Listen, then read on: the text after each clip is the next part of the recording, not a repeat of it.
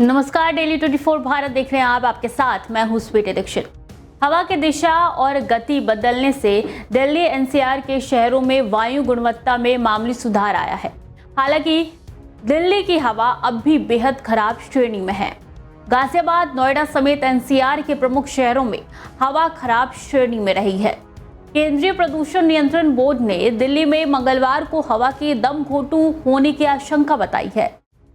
CPCB के आंकड़ों के अनुसार सोमवार को दिल्ली में वायु गुणवत्ता सूचकांक यानी कि AQI रविवार से 52 अंक कम 304 दर्ज किया गया, जो बेहद खराब श्रेणी में था।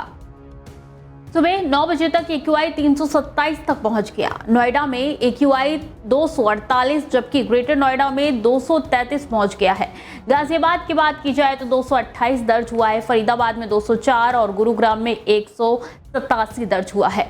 200 से कम AQI मध्यम प्रदूषण की श्रेणी में आता है। मौसम विशेषज्ञों का कहना है कि हवा में पटाखों और पराली के धुएं की हिस्सेदारी बढ़ेगी तो वायु गुणवत्ता की स्थिति बेहद खराब होती चली जाती है। ऐसी स्थिति में ग्रैब के तीसरे चरण की पाबंदियां लागू करने की नौबत आ सकती है। मौसम विभाग के अनुसार सोमवार को हवा दक्षिण पूर्व दिशा की ओर चली और उसकी गति 4 से 8 किलोमीटर प्रति घंटा रही। वर्तमान में हवा में प्रदूषकों के प्रभावी फैलाव के लिए परिस्थितियां ठीक नहीं है।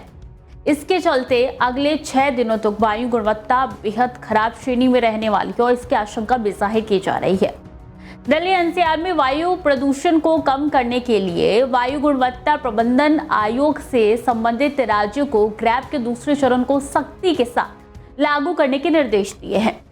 सफाई के लिए मशीनों के उपयोग, धुआंरोधी उपायों को बढ़ाने और पटाखों पर प्रतिबंध के निर्देश दिए हैं।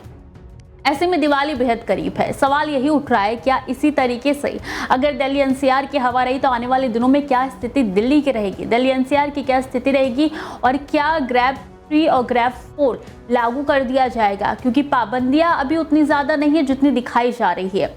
आने वाले दिनों में क्या ये कम होगी? दिल्ली सरकार इसके लिए क्या कदम उठाएगी? और जो आसपास के राज्य वहाँ पे जो पराली जलाई जा रही है वहाँ पे क्या कुछ निपटारे के लिए प्रबंध किए गए हैं? सरकार से भी कई सवाल उठाने बनते हैं। ऐसे में देखना होगा कि क्या कुछ आने वाले दिनों में होगा और ये क्या पोल्यूशन का जो लेवल है वो घटेगा या नहीं घटेगा। तो खबरें लगातार जारी है, देखते रहिए डेली 24 भारत।